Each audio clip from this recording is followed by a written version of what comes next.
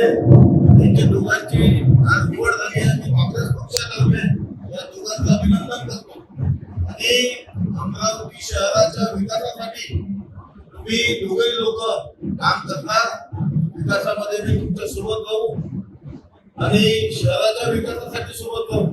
शहराच्या विकासाच्या विरोधात किंवा शहराला जे नुकसान करण्यासारखं असतं तो तुमच्या विरोधात राहू.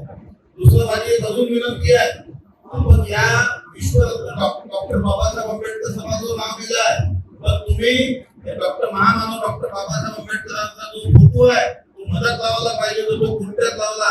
म्हणून पुढच्या आमसभेमध्ये याची दुरुस्ती करण्यात यावी हे लक्षात ठेवा.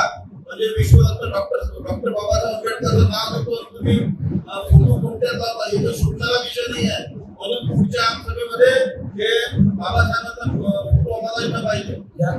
त्यानंतर आज या ठिकाणी घरापासून मी दोघांचे अभिनंदन करतो. खाली पाहिजे ना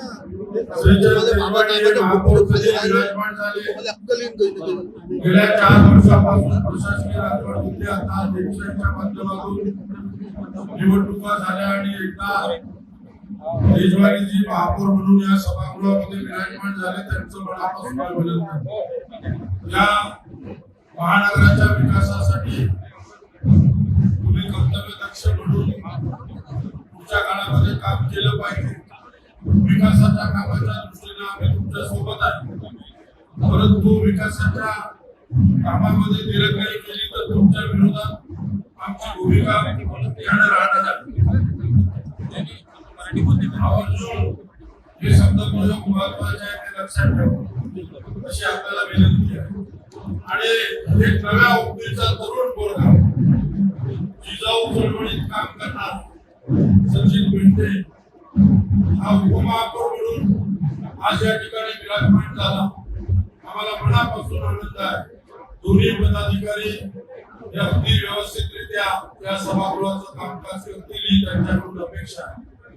आणि काँग्रेस पक्षाचे अध्यक्ष यांनी जी सूचना केली की हे सभागृह विश्वरत्न महामानव डॉक्टर बाबासाहेब आंबेडकरांच्या नावाने असलेलं सभागृह, बाबासाहेबांचा चित्र जे आहे ते अगदी कोपऱ्यामध्ये या सभागृहात टाकलेलं आहे. म्हणून ते ठिकाणी मध्यस्थानी असावे अशी आमची मागणी आहे. येणाऱ्या सभेमध्ये ती दुरुस्ती प्रशासनाने करून घ्यावी अशी प्रशासनाला विनंती आहे. परत एकदा आम्ही मनापासून